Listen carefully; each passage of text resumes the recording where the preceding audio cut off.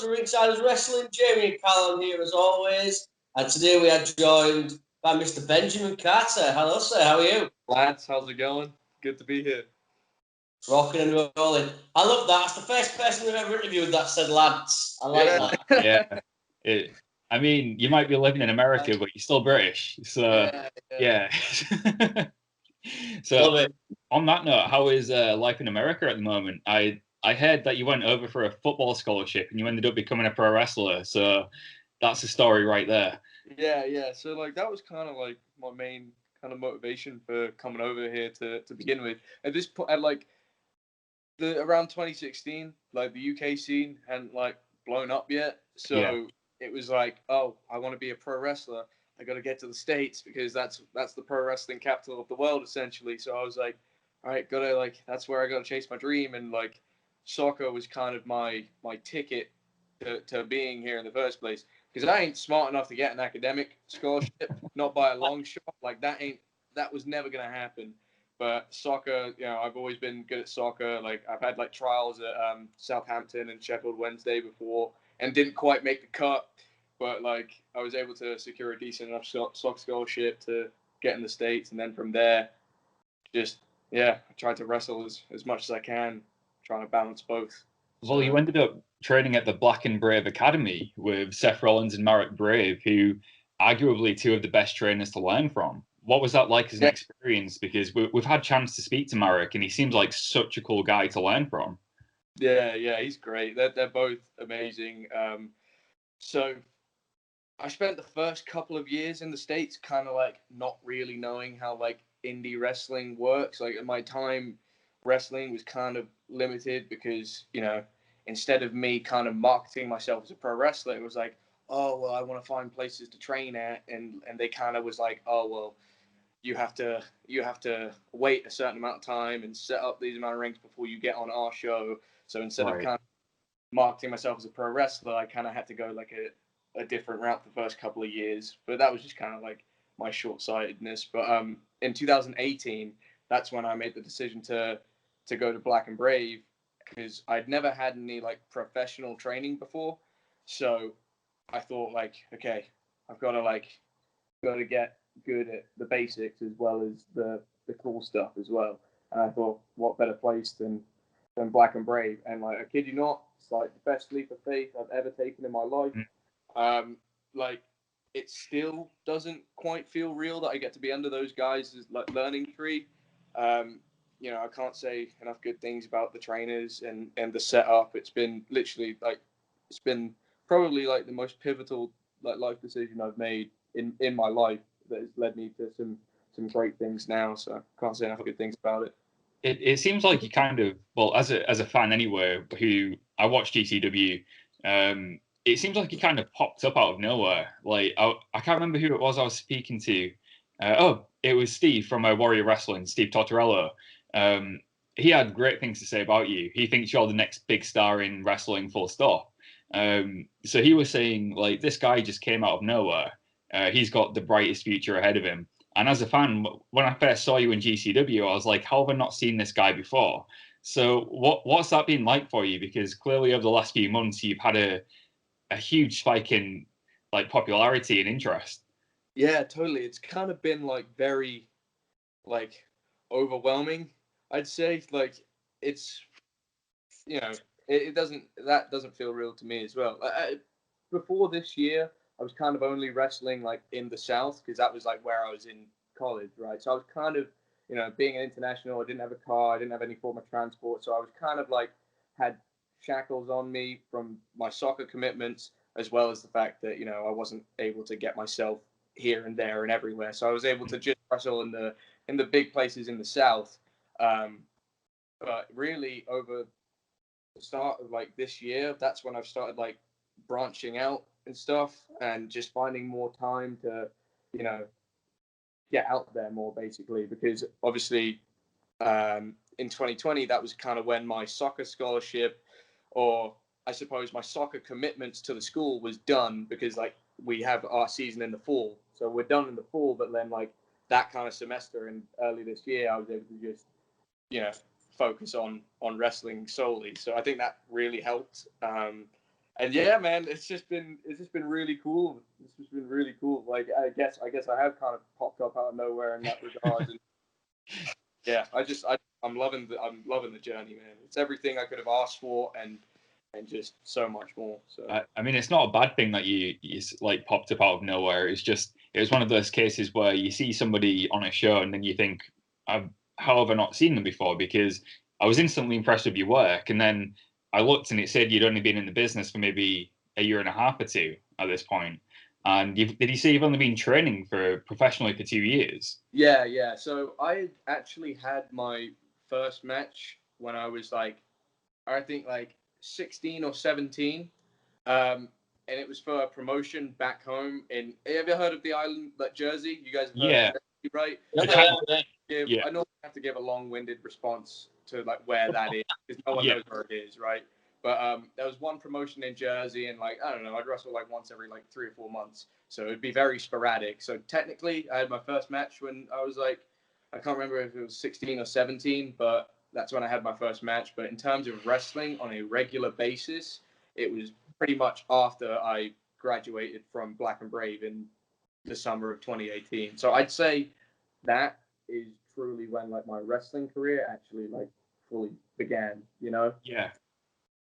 So it's still not a long. You haven't been in it for that long, and I mean to already have the attention that you've had matches on AEW Dark, and a lot of people are already saying. I was looking at the chat while Warrior was on last night, and as your match was happening, people were talking about your Dark appearance and saying this kid needs to get signed to AEW. I mean, obviously that's got to be on your radar, right? Yeah, it's a possibility. You know, I can't say too much about anything that's going on. I just want to say that I'm incredibly grateful for the opportunity to be there in the first place and to be able to showcase a little bit of what I've got. And it was so much fun, man. I had to take a look at the screen just to see my name. I saw that when you came out. You turned around to look at the screen. Yeah. I didn't plan that. That was just all on the fly because I was looking around. I was hold up, actually, I got to take a look at this and that kind of vision will always be etched in my mind. It's kind of that's so cool. Seeing my name and on a big screen. So yeah, man. Yeah, it was Callum beat me to it. But I mean, how did that come about then, AEW? I mean, did they reach out to you? How did that all come about? So actually, I've got Britt Baker to thank for that, basically, because she had seen a few things on Twitter and Instagram, just various social medias, and she was watching the GCW show and I think in New Jersey, and since then she's been super supportive. She's reached out to me, saying all these kind things, and she actually had shown my stuff to Tony Khan himself and a few other people in AEW. So from there, I got a message from Christopher Daniels asking me if I'd like to come down to the thing, and I was like, yes. Is that the question? So that's pretty much how that went down. But so I've got her to thank a lot for that kind of making it happen, which is awesome because I'm a big fan of hers. So. Was it a bit weird knowing that even Tony Khan's watched your stuff? Yeah. That's a complete, kind of moment, and he's awesome. He's so easy to talk to, and obviously he's the owner of Fulham, right? So I'm just just spitting back and forth about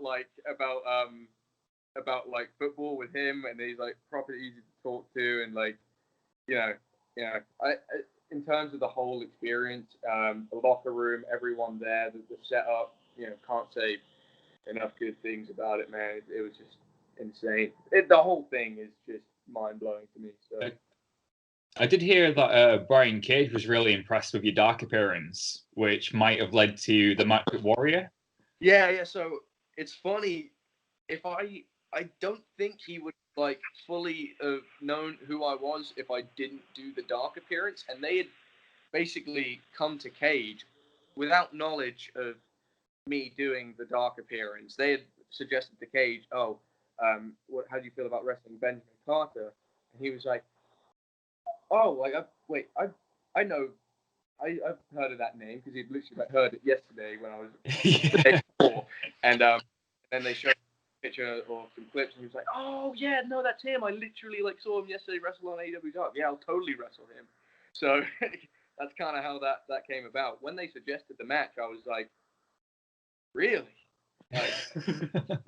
Let's do it, So that was also another really cool moment that I got to wrestle him. I'm guessing it wasn't too great taking the drill claw, because that move just looks brutal. Yeah, it's well, there's a reason why he finishes so many people with it. So it was the whole match was brutal, but I fully expected that it would be, and like I just said on Twitter, I didn't, I walked away in one piece, but I took a piece of him with me. Yeah, I saw that. Yeah. It reminded me a bit of Jeff Hardy versus The Undertaker. No, you're right. He's a legit machine, isn't he? He's just ridiculous. What the guy can do for his size as well. Yeah. I mean, it's just incredible. The guy is a machine. That ain't a tagline. That ain't a gimmick. He lives it, man. He totally lives it. Oh God, yeah. So I'm taking my glasses off because I'm steaming up. You have to apologise. No worries. Yeah, it reminded me a bit of the end of Jeff Hardy Undertaker. When he is helping you up and patting you on the back and stuff, and paying his respects. I kept expecting him to give you another drill claw, but obviously it was just a sign of respect. I thought it was really cool. Definitely a match I can see happening again down the line, whether that's AEW, Warrior, somewhere else. It was one of those matches where, he had the size, but you had the speed, and you gelled really well together. Is that a match you want to do again? Yeah. So I love wrestling big guys in general, because I just think it's a good story to tell as well. And I think I mesh well with guys who are bigger, and then who better than Brian Cage, So Yeah. I really enjoyed it. I got thrown around a lot, but I gave it back to him. So that's all I can ask for. Well, could we potentially see, if you like wrestling the bigger guys, could we potentially see you coming back to AEW for a shot at that TNT title with Brody? I'd pay good money to see you and Brody Lee. Maybe one day. He's a bit like Brian. He would definitely give me a beating, but as I proved at Warrior, I'd be able to give it back. So Absolutely, yeah. What I found interesting was when we spoke to Steve, he likened you to Will Ospreay and PAC, obviously two other British high flyers. And since he mentioned that, all I've been thinking is how much I'd like to see you versus PAC. That would be an insane match, because you're both very similar. You're both very fluid, very crisp, very rarely make any kind of mistake or anything. It's just all very good, crisp high flying. And have you ever had the chance to meet with PAC or wrestle him in the past? I've never had the chance to meet or wrestle PAC. I do get the PAC comparisons all the time, and every single time I hear it, I'm like, yes, that's that's kind of what I'm going for. I want to create my own style, but obviously I've got guys who have inspired me and have kind of molded my kind of ring style, and he's 1000% one of them.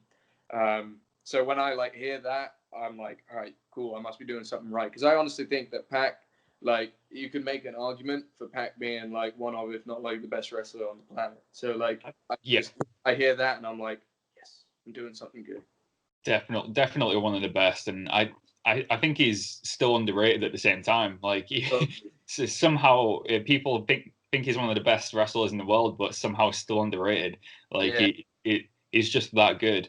But speaking of the similarities between yourself and PAC, would you want to go down the same route as him and maybe go to Japan at some point? Because I could see you fitting into a New Japan as well. I think, I will say this, at some point, I'd love the opportunity to experience everything. I think, like, you know, in the past, Japan hasn't really appealed to me, but I have to say, over the past, like, maybe, like, year or so, I've been watching more Japanese stuff, and, like, it makes me think that, like, yeah, like, I can definitely see myself, you know, doing that one day. So, you know, I don't know how soon or how far away that would be, but I would make a good bet that one day I'll be wrestling in Japan at some point. But that I don't would be know when awesome. it will be. So yeah, I mean, we need another. There's never too many British people representing in New Japan. You know, it's always good to have the British people representing. They're usually high flyers. Bull Ospreay, PAC. yeah. We seem to be really good with that technical high flying style. I could just see you fitting in really well with the Super Juniors. You know, filling the gaps that have been made there. There's some matches I think would be incredible, like against Himori Takahashi, for example, would be amazing. Yeah. Pretty much all of them, man. Like, yeah, I mean, you'll struggle to find someone who you couldn't have a good match with there. It's just such a good roster. Same with AEW though. You could just go up and down the roster, and you could probably have a good match with everybody there. It just speaks to how good wrestling is in 2020. Even though we've had the setbacks from COVID, wrestling still thrived. Like the wrestling nowadays is, I think it's the best it's ever been. Totally. I've been like insanely, like, I feel like I'm like one of the lucky ones who was able to kind of like keep momentum during these just insane times, and even like build momentum as well, because I've been lucky to kind of still be wrestling on a somewhat regular basis. Yeah. So, I mean, and I've been able to wrestle a bunch of amazing guys who have, you know, made me a lot more confident and a lot better in the ring. Guys who are, you know, just as good, if not better than I am. So it's been, I've been really fortunate, and you know, obviously the state of wrestling in 2020 is, the standard so high, and I want to be able to meet those expectations. So I'm lucky that I've just been able to wrestle in the first place, to be honest. Yeah, how's it been? Also, we've had, obviously there's a global pandemic at the moment. How was it like though when you first obviously went to GCW? I mean, what was that like, that first show you did there? Obviously with the crowd, social distance. Because I think they really have changed the game. You know, they are game changers at the moment. They've almost set a precedent for wrestling at the moment, because they're the guys that have brought it back, really. So what was that experience like with GCW? So my first GCW show was actually the Acid Cup, and it was literally the show right before the whole world went downhill. And they did it in front of no fans in an undisclosed location. And so that was kind of like my first taster of being in a GCW ring, and that was a lot of fun.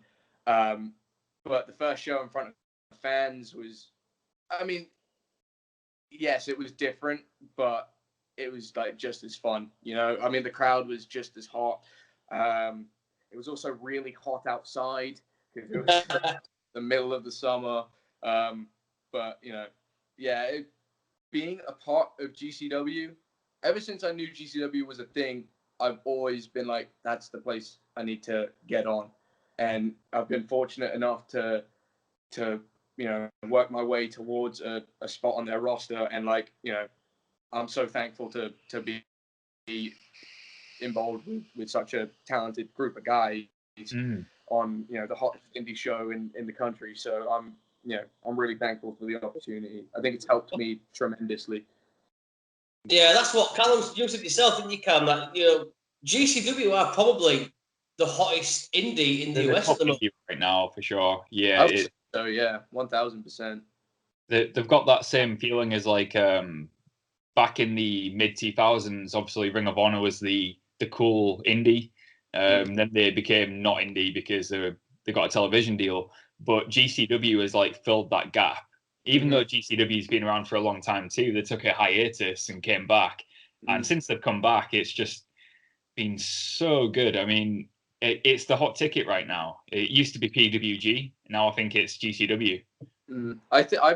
I make the comparison all the time to I think that like the GCW locker room, like right in this current moment, is equivalent to like ROH in like 2005. It's like for the future, basically. Like people, I think, will look back on this time frame in the GCW roster in like 10 years and be like, oh my god, like look at all these matches that happened that are now, you know, huge names. So I think that, you know, the sky's the limit for all of us there. So it's like when you, like you said, when you look at 2005 Ring of Honor, you have your Tyler Black, your Bryan Danielson, Claudio Castagnoli, and every single one of the main eventers has gone on to win WWE championships or AEW championships or done well in New Japan.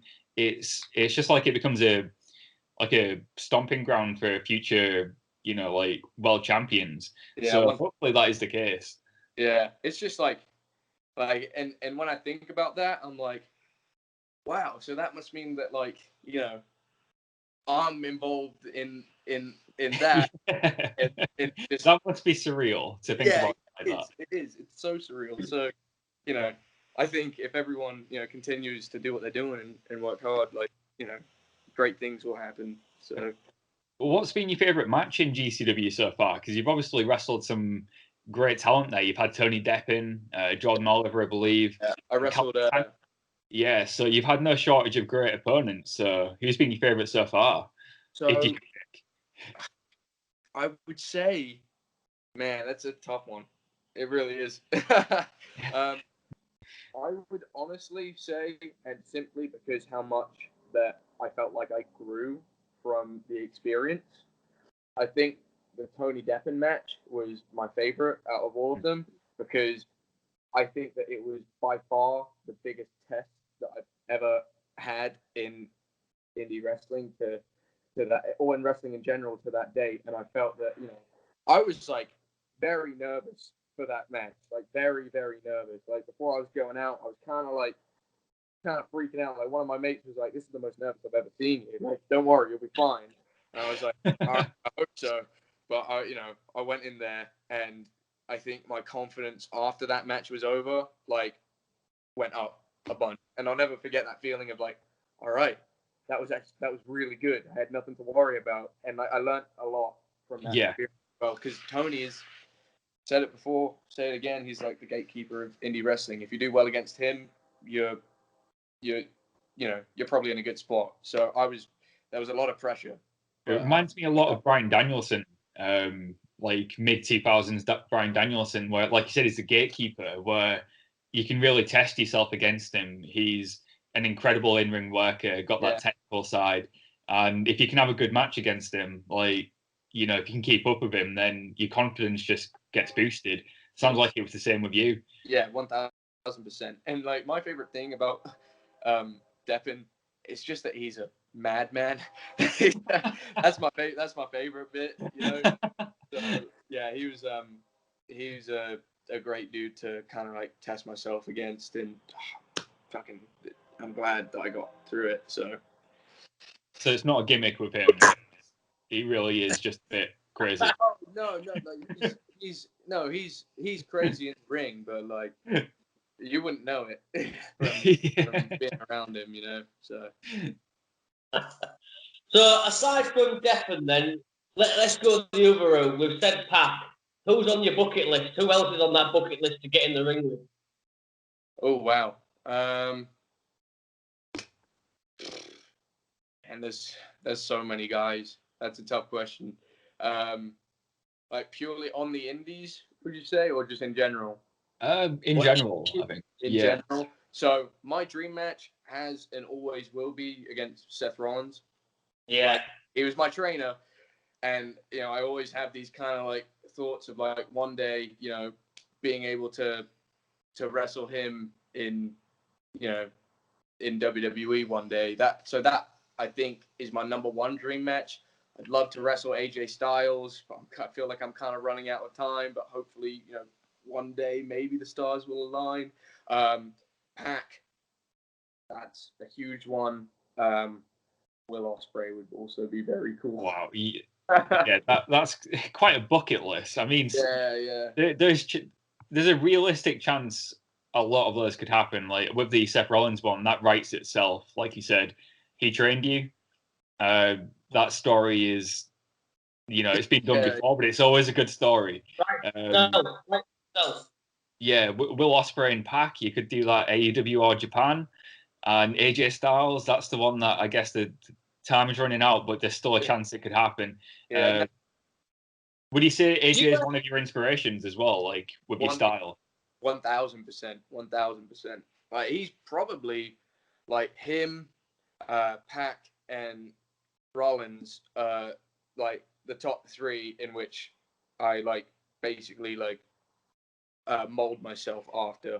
So yeah, AJ's definitely like a huge like inspirer for my kind of moveset, the kind of way I move, my mannerisms, stuff like that. So he's only got better with age as well, AJ. I don't know how it's happened, but he's somehow like at the peak of his career at 40 years old or whatever. Like I didn't think it would happen, but as soon as he came to WWE, it's like he reinvented himself and he's just become the best AJ Styles we've ever seen. Yeah. I remember being just so hyped when he debuted. So hyped. I've never had goosebumps for a debut like I did for his. It was just so surreal seeing him like in WWE. So selfishly, I hope that he goes as long as possible, so maybe I can get in the ring with him. What they always say, mate, never say never. So you never know. It could happen. Could happen. But speaking of like Seth as well, and obviously with the Black and Brave Academy, are you still in touch with Seth and Marek? Do you still get advice? Give them a call? Yeah, like they always say once you graduate, we're your trainers for life. You can message us at any point. We'll be there to help you out. You can send us a match. We'll watch it. We'll give you guys detailed critiques. Like once you get through training, it's like, I mean, they're always there for anything that you want. Like if I've ever got like a query about anything, like those are the first two guys that I go to, and they're always very happy to help me out and give the best advice. So what more can you ask for from trainers as well? Like that's cool. Great. And it as I said, I'm like so grateful for first of all the fact that the school even exists. Yeah. The opportunity to be able to train there, and like they give you the tools, but it's up to you to kind of like build something like cool out of it. And that's exactly what Marek said to us when he spoke to him. He said, we'll give them the tools, but there's no opportunities handed out. He said, we'll give you everything you need to be a good professional wrestler, but you have to make your own path.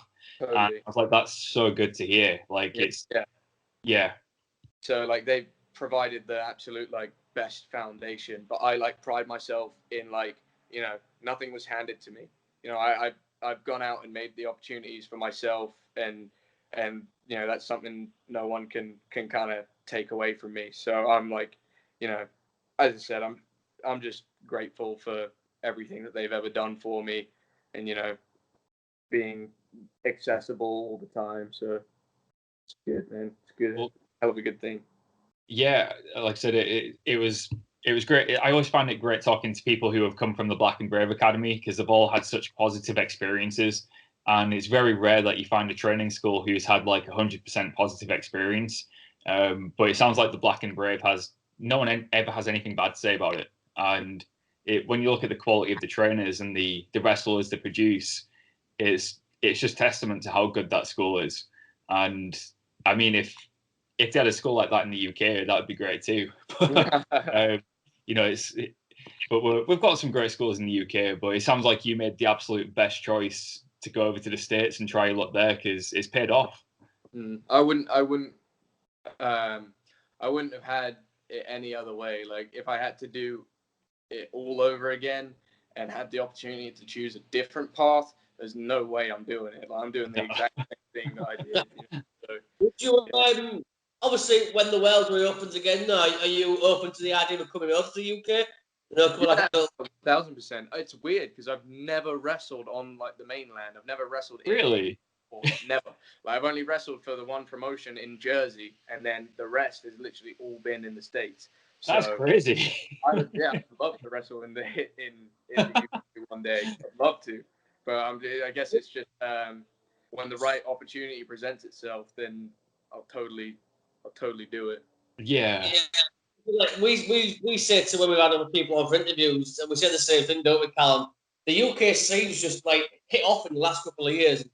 Nearly, it's like there's a promotion in every city. So I mean, you could come on a tour of the whole of England, basically, just do every single city. You'll probably find a promotion in every single one. Yeah. We used to just have All Star, didn't we? All Star and FWA, and that was it. And now you've just got like so many good promotions in the UK.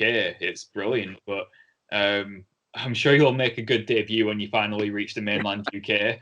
I think it's great that you've never wrestled mainland UK. You're a British wrestler, but you're a big name in American Indies. That's I can't think of that ever happening before. Yeah, it's kind of a unique situation. So, what's next then for Benjamin Carter? I mean, obviously, there's going to be more Warrior Wrestling. There's going to be more GCW. There's going to be AEW. Honestly, I don't know. But whatever it is, it's going to be really cool. So, yeah, there's definitely I've got some stuff lined up, and hopefully some GCW shows coming up, maybe a Warrior show at the end of the month, Black Label potentially. But in terms of kind of what's next, whatever it is, I'm sure like it'll be a load of fun.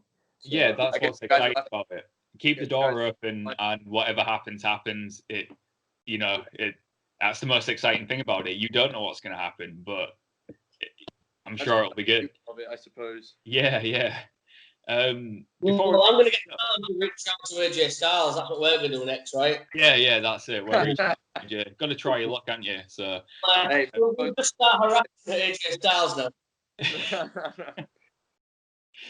Before we wrap things up, is there any do you have any merch that we can buy, or do you want to plug your social medias? Yeah. So my social media, Instagram, it's at Benjamin Carter BXB, and on Twitter it's at Ben Carter BXB because they don't allow that many characters on Twitter. It's kind of annoying, but it is what. I do have shirts that I mean, I should probably plug them a bit more, to be honest. Well, here's your chat. You can message me on social media to inquire. I've got shirts, like wristbands, if you're interested. But yeah, I hope you guys keep up and join me on the journey. So. Dude, we're along for the ride, me and Callum, aren't we? We're along for the ride. Hell yeah. It's awesome to hear, man. But yeah, it's been absolutely great speaking to you, Ben. I appreciate you taking the time to speak to us. It'd be great to catch up with you again when the world opens up again and look back and see, what did happen next. But yeah, I'm definitely looking forward to seeing more of you in GCW, Warrior Wrestling, two of our favourite promotions. But yeah, it's been great speaking, and we'll go. You got something to say? One final note as well. If you get that AEW contract from Tony Khan, just make sure that contract doesn't say Fulham on it. Right? Don't be getting caught. That's a really good point, Jamie. Make sure I'm signing you up for that. Bye, guys. Thank you. All right, thank you so much. I thoroughly enjoyed talking with you guys. So hopefully we get to talk soon. Yeah, thank you. Talk to you soon. Yeah. Bye. Thank you.